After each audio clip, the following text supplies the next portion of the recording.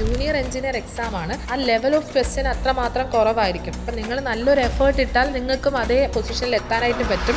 അതുപോലെ തന്നെ central government ഓർഗനൈസേഷനിൽ പേ സ്കെയിലൊക്കെ പറയുകയാണെന്നുണ്ടെങ്കിൽ നമ്മളൊരു 35,400 ആണ് നമ്മൾ പറയുന്നത് മിനിമം. അത് HRA D അലവൻസ് ഒക്കെ കഴിയുമ്പോൾ ഒരു 70+ നമുക്ക് എക്സ്പെക്ട് ചെയ്യാൻ പറ്റും.